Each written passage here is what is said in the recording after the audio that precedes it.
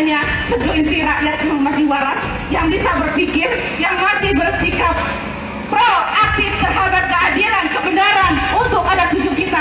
Bagaimana nasib anak cucu kita di kemudian hari jika Bawaslu, KPU, pemerintah dan lembaga semuanya bersikap munafik ketika konstitusi tidak dijalankan dengan benar, ketika konstitusi dikhianati, maka itulah terjadinya pengkhianatan terhadap rakyat Indonesia yang sudah menitipkan ribuan jutaan suara kepada sebuah lembaga. Ketika lembaga-lembaga itu mengkhianati, artinya perang antara pemerintah, lembaga versus rakyat. Oke? Ketika semua dikhianati, artinya rakyat perang terhadap lembaga-lembaga, terhadap pemerintah yang mencoba mengkhianati rakyat. Kami cabut mandat Anda. Kami cabut mandat Anda karena kami sudah menitipkan suara Anda, suara kami kepada Anda. Ketika Anda hianati, kami cabut, kami ambil, karena itu adalah hak kami. Itu suara kami, suara murni kami. Bawaslu, tinggal beberapa hari lagi Anda kawal KPU. Jika pada endingnya KPU ternyata benar-benar berpihak kepada yang tidak benar, Anda berhadapan dengan rakyat. Kita berharap pada hak angket. Pertanyaannya, hak angket apakah akan tergulir dengan baik? Kita lihat dan akan kita kawal. Setelah itu, jika semua itu tidak terjadi, maka Jokowi harus mundur dengan terhormat atau terpaksa Anda kami mundurkan dengan parlemen jalanan. Oke, tak konsisten. Intikomnya, assalamualaikum warahmatullahi wabarakatuh. Tetap lempeng pada garis perubahan. Insya Allah kita akan hadirkan sama-sama perubahan di negeri ini. Allahu Akbar.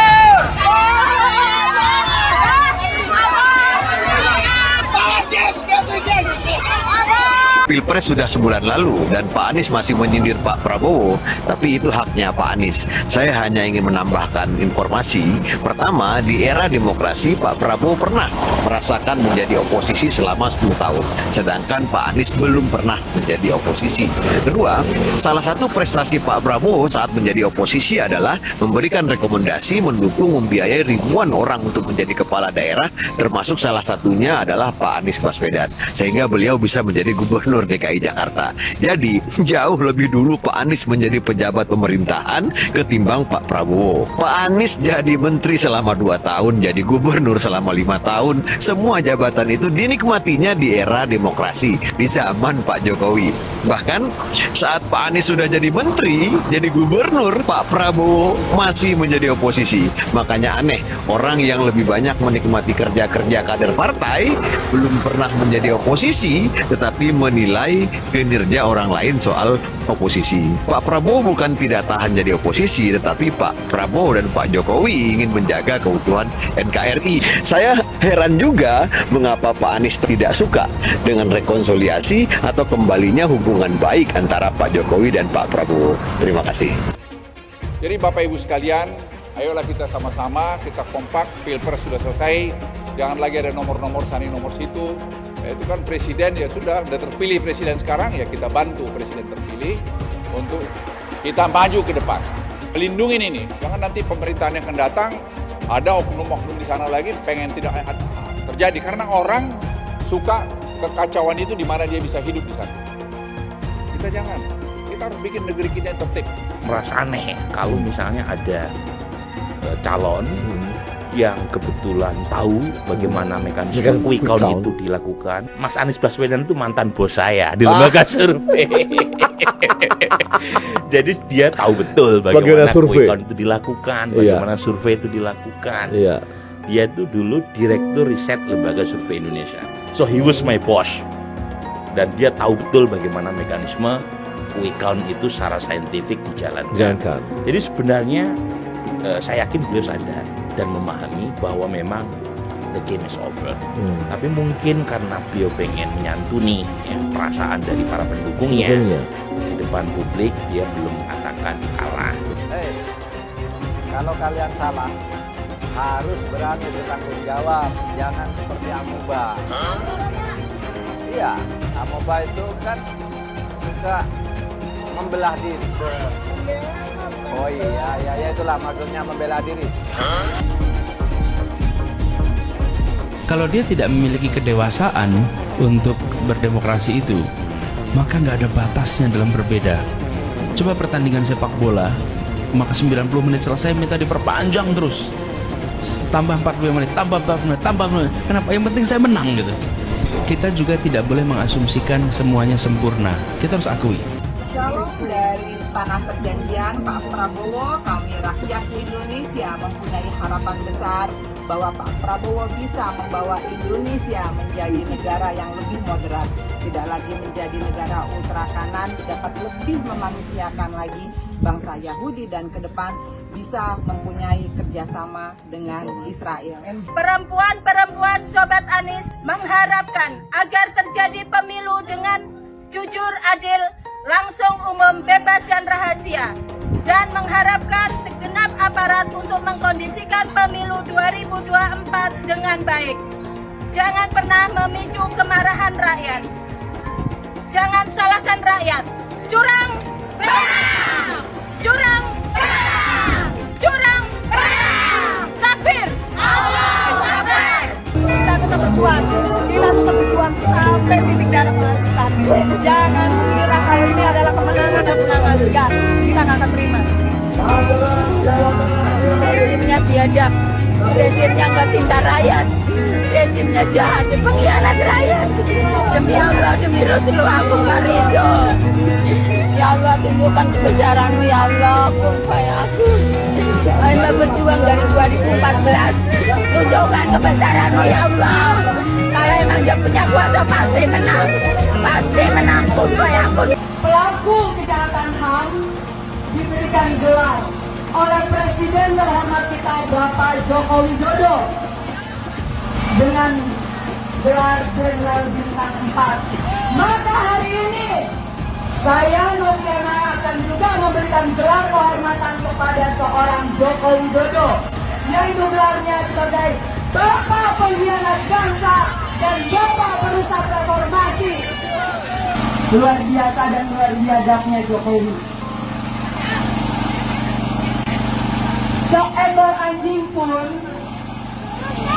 ya, dia akan sadar, dia tahu yang namanya balas budi.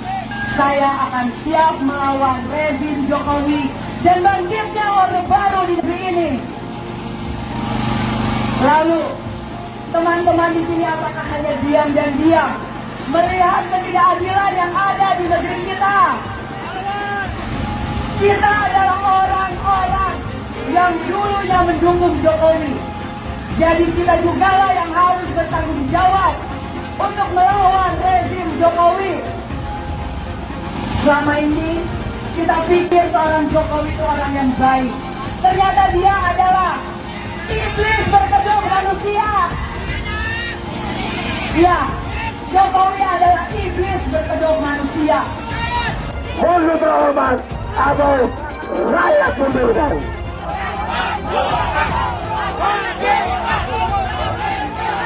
Pak Jokowi, Bapak itu presiden siapa sih? Kok Bapak nggak sayang sama rakyatnya?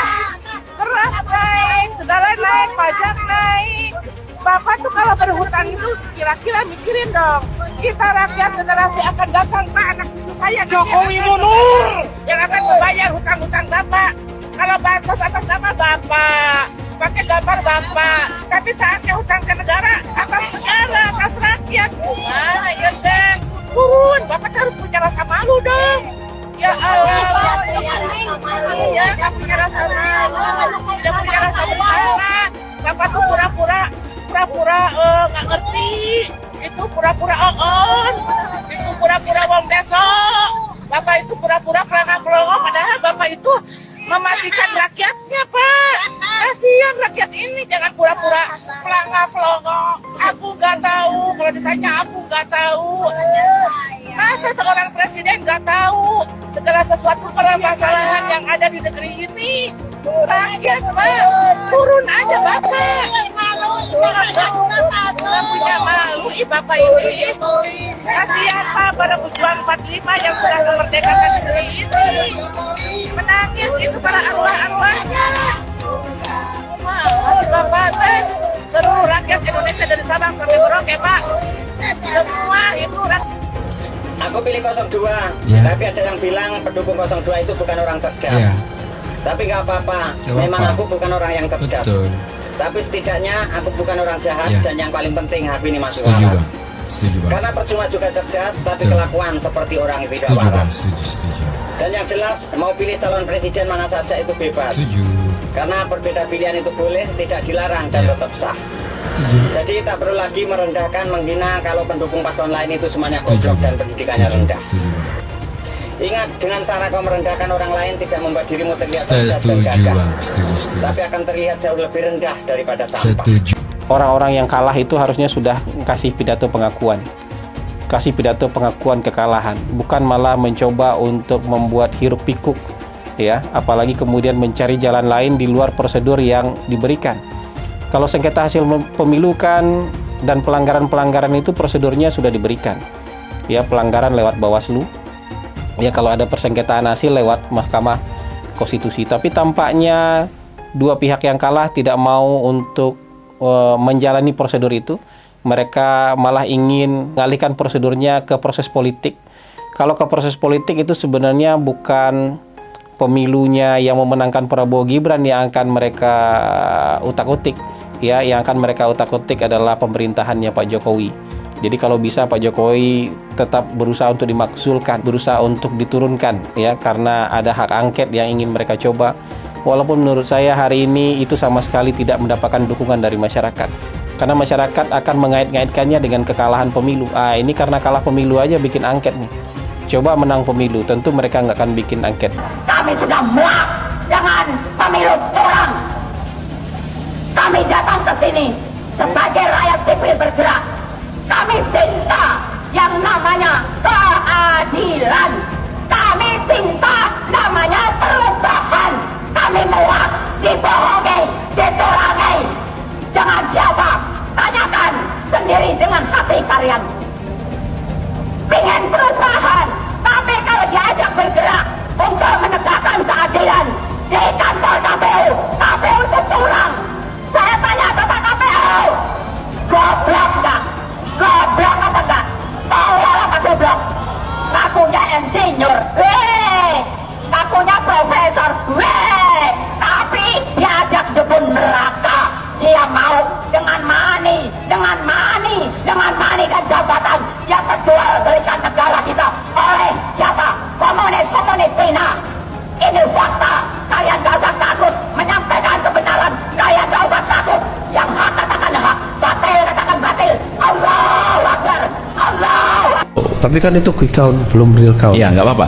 Kalau tidak percaya dengan sampel, jangan periksa darah lagi di lab. Karena laboratorium itu kalau periksa hanya satu tetes darah. Kalau kita tidak percaya untuk mengetahui keseluruhan darah yang ada mengetahui. Tapi kalau kita tidak percaya dengan satu tetes darah, maka sedot seluruh darah. Iya, yang pertama saya ingin menyampaikan terima kasih kepada partai pengusung, pendukung, seluruh masyarakat dan relawan ya atas hasil quick count-nya. Tapi biasanya kalau quick count yang seperti ini kan ada yang nanti tidak setuju kan. Oh, jangan diklaim dulu lah kalau menang, tunggu real count. Maka saya ingin menyampaikan terima kasih juga terhadap seluruh aparat yang sudah menjaga dan yang ada di sini sangat baik sekali begitu sehingga Jawa Tengah aman ya. Tahap pertama adalah tahap di mana satu kemenangan berdasarkan quick count. Yang kedua adalah apa yang ada di real count nanti. Maka apapun namanya deklarasinya ada deklarasi quick count dan deklarasi real count.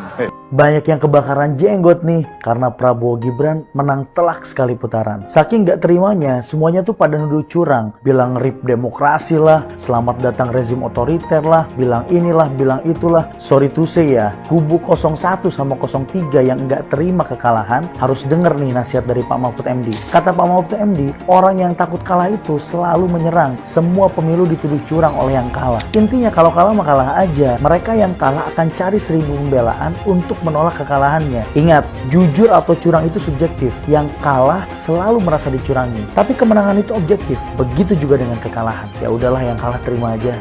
Dan semua yang pelaku curang wajib didiskualifikasi.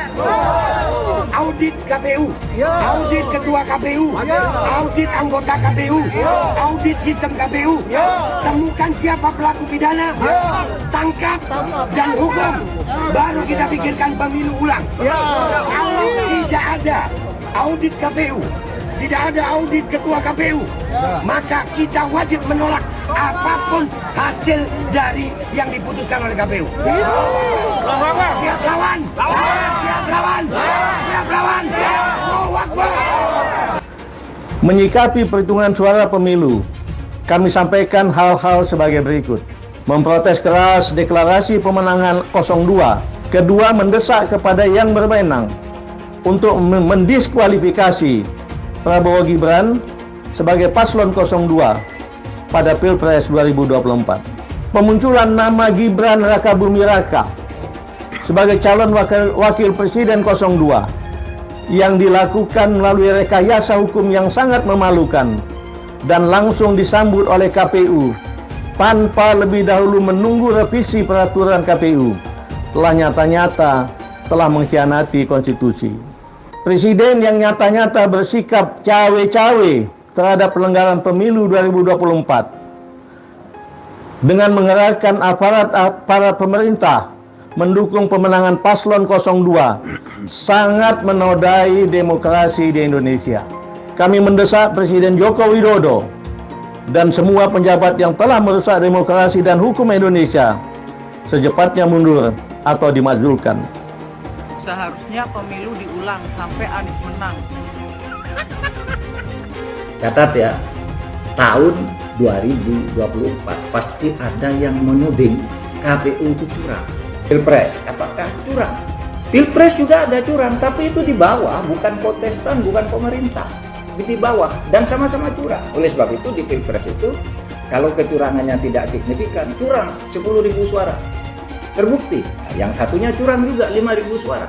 Apakah pemilu batal? Nggak bisa, kalau nunggu pemilu bersih, pemilu nggak akan selesai. Oleh sebab itu yang curang-curang itu diselesaikan melalui hukum pidana. Curang, bawa ke pengadilan, terbukti 500.000 dia curang, tetap menang dia. Karena 500.000 ini kalau diberikan ke saya, tetap kalah 4 juta. Tapi apakah yang curang 500.000 itu dibiarkan? Tidak. Itu ke pengadilan pidana. Teman-teman, saya harus bilang bahwa orang-orang yang semakin panik dengan tingginya approval rate atau tingkat kepuasan publik terhadap Pak Jokowi, semakin hari semakin biadab. Di jagat dunia maya, ramai mereka sebut Pak Jokowi sebagai pengkhianat, pembohong, dan lain-lain. Ramainya upaya pembusukan kepada Pak Jokowi yang saya duga adalah sebagai upaya elektoral untuk menghentikan fenomena tingginya approval rate Pak Jokowi. Dinyinyirin seolah Pak Jokowi membagikan bansos untuk meningkatkan tingkat kepuasan masyarakat. Padahal saat menyusun program bansos, setidaknya 8 kementerian itu dilibatkan. Bahkan kebutuhan akan bansos ini dikaji secara teknokratik oleh Bappenas, dianalisis perspektif keuangannya oleh Kementerian Keuangan, lalu disetujui oleh DPR RI yang lintas fraksi. Saat itu nggak diributin, bahkan disetujuin. Lalu kenapa sekarang diributin? Ya program bansosnya diributin, ya Pak Jokowi yang bagiin langsung bansosnya juga diributin. Ya karena yang ributin ini dulu belum merasakan dampak elektoral dari pecah kongsi dengan Presiden Jokowi.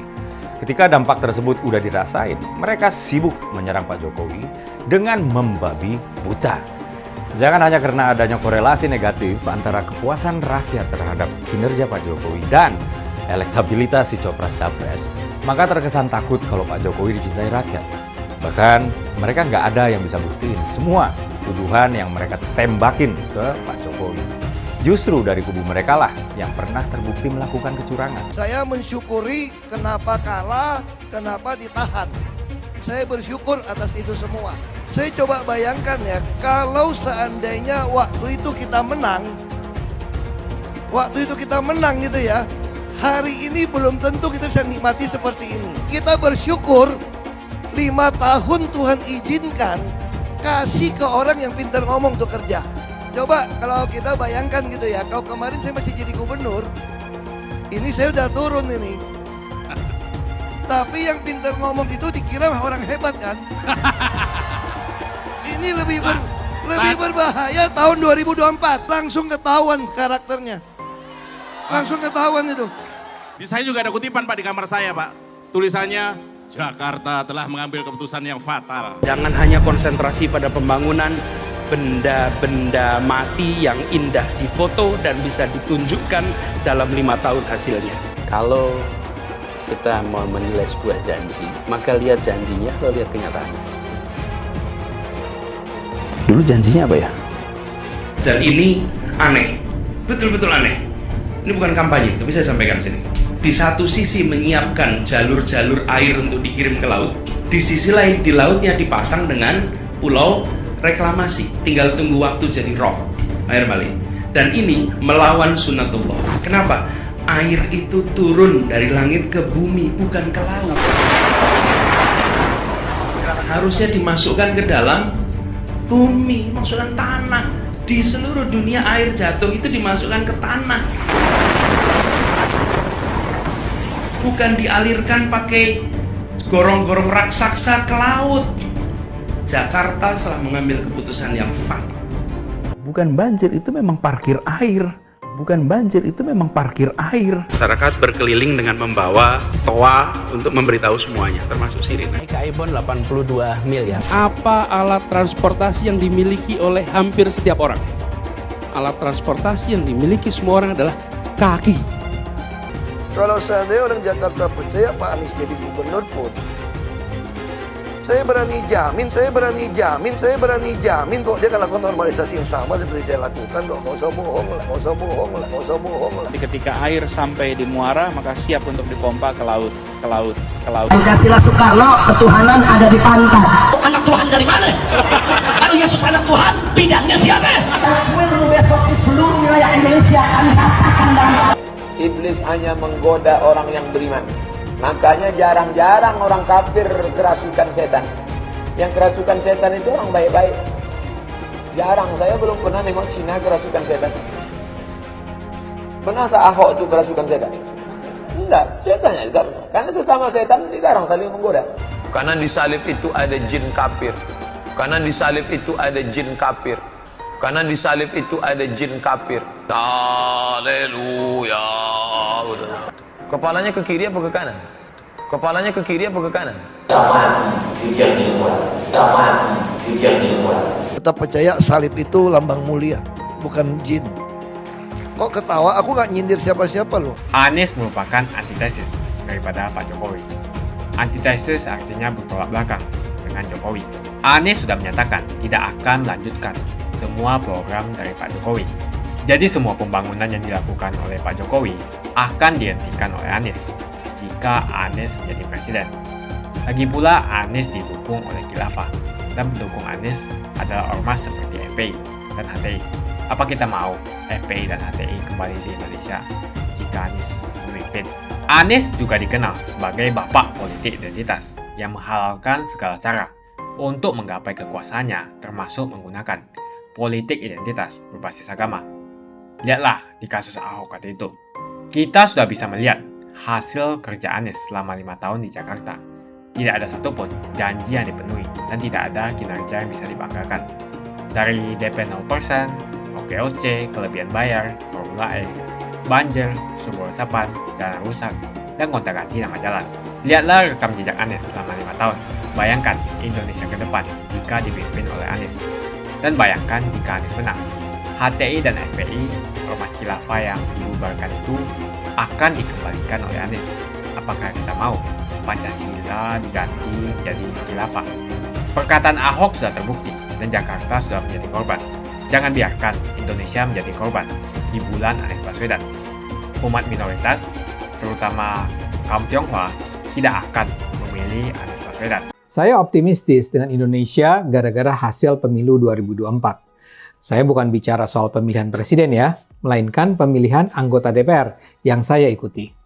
Sebenarnya sampai sekarang belum pasti apakah saya bisa lolos ke parlemen. Tapi saya melihat ada tanda-tanda positif yang layak membuat kita semua cukup percaya bahwa Indonesia di masa depan akan jadi lebih baik. Saya gunakan diri saya sebagai contoh ya. Sejak sebelum saya maju jadi caleg PSI, saya sudah diingatkan banyak orang. Kata mereka, saya itu harus punya dana miliaran rupiah, atau belasan miliar, atau puluhan miliar rupiah untuk bisa lolos ke DPR. Uang dalam jumlah miliaran rupiah itu tidak diperlukan untuk sekedar kampanye. Yang lebih penting adalah bagi-bagi duit pada masyarakat tadi. Tarifnya saya tidak tahu pasti, tapi dari yang saya dengar, kalau di Jakarta, uang suap yang dibagi per warga adalah sekitar 100.000 sampai 200.000 rupiah. Sebagian dari Anda mungkin menganggap saya berlebihan ya, tapi terus terang, saya melihat rakyat Indonesia tidak sebodoh seperti yang sering dituduhkan. Selama ini Anda kan sering dengar soal serangan fajar dalam pemilu.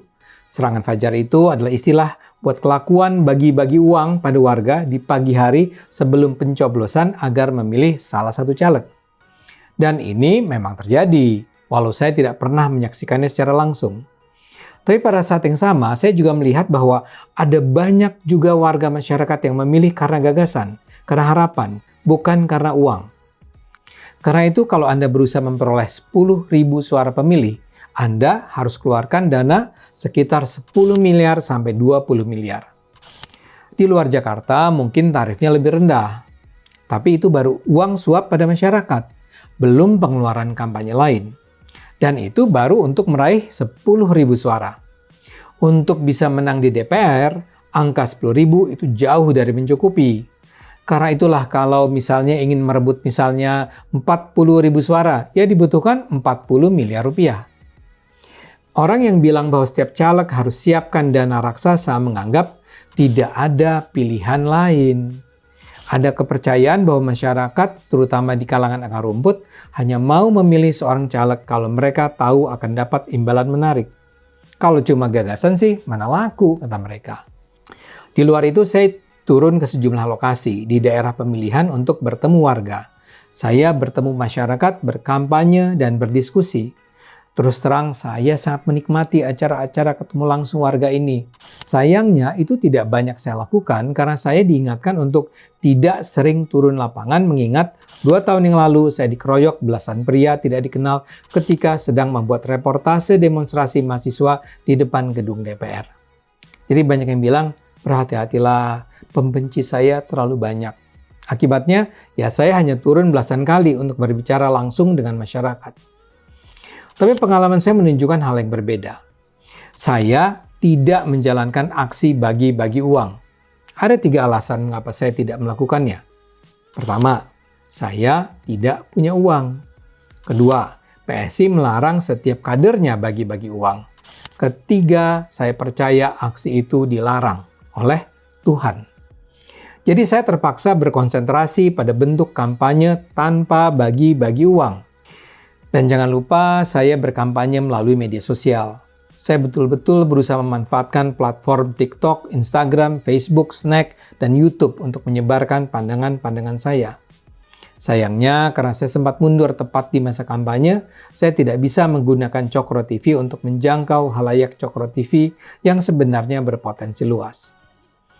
Saya berusaha mempromosikan diri dengan beragam cara, tapi tidak dengan menyuap rakyat.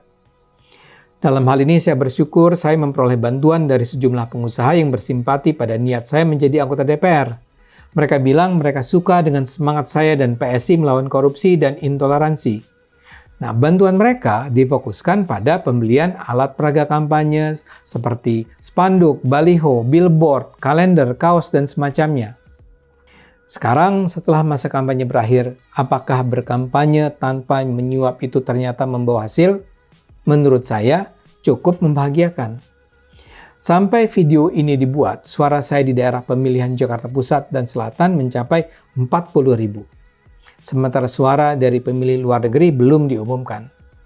Apakah angka 40.000 itu tinggi? Menurut saya tinggi. Paling tidak di daerah pemilihan saya menempati posisi ke-7 atau 8 dibandingkan kandidat-kandidat lainnya. Ini yang menurut saya adalah pertanda positif tentang masyarakat Indonesia. Saya akan masuk DPR untuk melawan para penjahat di DPR yang merampok uang rakyat. Saya akan masuk DPR untuk mencegah jangan sampai anggaran belanja negara dimakan para koruptor. Dan saya masuk DPR untuk melawan kaum radikal yang menghambat pembangunan gereja dan menyerang sesama muslim yang memiliki tafsir agama berbeda. Karena rangkaian faktor itulah mereka memilih saya. Buat saya itu sangat membahagiakan dan layak membuat saya optimistis dengan masa depan bangsa Indonesia. Coba bayangkan, mengapa ada 40.000 warga Jakarta Pusat, Jakarta Selatan memilih saya? Tidak mungkin karena faktor fisik, karena saya tidak keren. Tidak mungkin karena saya artis, karena saya bukan artis. Tidak mungkin karena uang, karena saya tidak bagi-bagi uang. Jadi saya duga orang memilih saya karena gagasan saya. Saya duga 40.000 orang itu memilih saya karena mereka percaya dengan janji-janji saya bahwa saya akan memerangi korupsi dan intoleransi. Bahkan yang lebih hebat adalah mantan Ketua PSI Grace Natali. Di Jakarta Barat dia merebut 193.000 suara. Grace adalah politisi PSI yang secara konsisten memperjuangkan hak minoritas dan melawan korupsi. Jadi seperti saya katakan, saya optimistis dengan hasil pemilu 2024. Apalagi saya juga bisa menyebut nama-nama lain dari PSI yang merebut suara signifikan atau bahkan sangat besar. Misalnya saja nama William Aditya Sarana. Dia adalah anggota PSI yang maju sebagai caleg DPRD daerah pemilihan Jakarta Barat. Dia meraih juga hampir 40.000 suara dan kini sudah pasti masuk DPRD Jakarta. William ini adalah anak muda PSI yang tahun 2019 yang lalu dengan berani di DPRD melawan rencana anggaran pemerintah DKI untuk membeli AIKA bond sebesar 80 miliar rupiah. Jadi William dipilih karena keberaniannya melawan korupsi. Mungkin saja setelah dihitung jumlah total pemilih saya tetap tidak lolos ke DPR. Tapi fakta bahwa ada 40.000 warga di Jaksel dan Jakpus dan mungkin ribuan orang lain di luar negeri memilih saya menunjukkan bahwa ada cukup banyak warga Indonesia yang rasional dan berpikir dengan akal sehat. Dan itu adalah modal penting bagi masa depan Indonesia. Hasil pemilu 2024 menunjukkan ada cukup banyak warga Indonesia yang rasional, yang memilih karena gagasan yang ditawarkan caleg dan bersedia terlibat dalam upaya membangun Indonesia yang bersih dari korupsi dan intoleransi. Dulu Anies bisa menang karena menggunakan agama dan etnis. Isu agama, ras, dan antar golongan dinikmati oleh relawan Anies. Saat itu Anies didukung oleh FPI, HTI, dan pengasong khilafah lainnya. Pada akhirnya Ahok harus kalah, namun kekalahan dia adalah kekalahan yang membuka mata rakyat Indonesia bahwa masih ada orang-orang yang menang dengan cara menggunakan politisasi agama atau politik identitas berbasis agama. Ternyata banyak sekali orang yang dengan mudah terhasut lewat jalan-jalan seperti itu. Relawan Anies terutama dari FPI, HTI, PA212 seperti Bahar Smith dan Rizik Syihab selalu menghujat Cina, etnis Cina. Tapi saat ini negara Cina sudah menjadi nomor 1 di dunia. Saya bangga sebagai Cina. Etnis Tionghoa dicap sebagai pemberontak, sedangkan etnis Arab dianggap sebagai Tuhan atau tuan dari pribumi. Etnis Arab dipuja-puja dan dianggap sebagai dewa. Lihat saja Rizik Syihab dan Bahar Smith dipuja-puja, padahal mereka mengujar kebencian. Pengasong khilafah seperti Rizik Syihab, Bahar Smith, dan teman-teman, mereka hanya buat gaduh di Indonesia. Sedangkan negara yang mereka sanjung-sanjung itu, Arab Yaman, masih belum maju dan masih terbelakang.